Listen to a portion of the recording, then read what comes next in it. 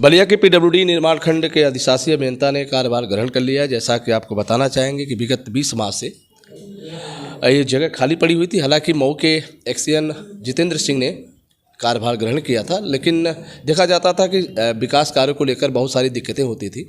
शासन के मंशा के अनुरूप जो भी काम थे वो किसी तरीके से चल पाते थे। लेकिन अब यहाँ पर हमारे बीच में अरुण कुमार जी इंजीनियर जो लखनऊ से आए हैं, कार्यभार ग्रहण करने के बाद ऑफिशियल वर्क हो रहा है। हम बस जानकारी आपसे चाहते हैं कि शासन के मंशा के अनुरूप क्या कार्य होंगे, कैसे होंगे, जो विधानसभा क्षेत्र आपके अंडर में है उन पर फोकस होगा। वर्तमान में तो मेरे पास 3 विधानसभा क्षेत्र हैं। ज़्यादा विस्तृत जानकारी तो मुझे भी नहीं, चूँकि मैंने कल ही योगदान आख्या अपना प्रस्तुत किया है। शासन की जो भी मंशा है कार्य को तीव्र गति से करना, उसको हमारा करवाना प्राथमिकता रहेगा। फिलहाल कुछ चूँकि बहुत दिनों से डिवीज़न कार्यवाहक थे, तो कार्यवाहक में उस स्पीड में काम नहीं हो पाता है जो होना चाहिए।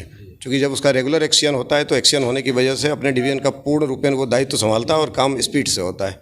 तो मेरी अब यही प्राथमिकता है कि मैं तेज़ गति से जो भी निर्माण कार्य यहाँ पे हैं उसको पूर्ण कराऊँ। सर, जो कार्यालय में जो भी लोग हैं या बाबू हैं, कर्मचारी हैं, अधिकारी हैं, तो उनसे कैसे काम लेंगे?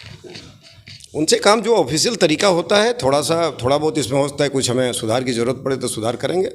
पटल परिवर्तन तो शासन ने कर ही दिया है लोगों की, क्योंकि बहुत दिनों से लोग एक ही जगह थे, तो निर्माण खंड को प्रांतीय खंड को निर्माण खंड में लाया गया है।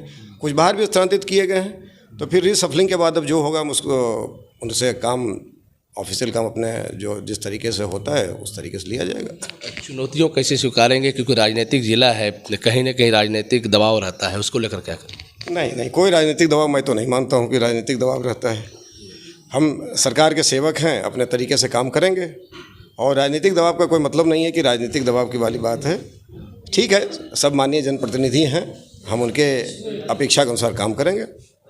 चलिए, बहुत बहुत धन्यवाद। अरुण कुमार जी ने कहा कि जो शासन की मंशा है, जो गाइडलाइन है, जो उनकी प्राथमिकता है, उस पर वो खरे उतरेंगे और विकास है, कार्यालय कैसे चलेगा उसको बेहतर देखने का प्रयास करेंगे। उसमें कुछ आवश्यकता पड़ी सुधार की तो उसको सुधार भी करेंगे। फिर हम आपसे जुड़ेंगे, तब तक के लिए इतना ही। देखते रहिए बलिया आजकल, यूपी आजकल। मैं रोशन जायसवाल, नमस्कार।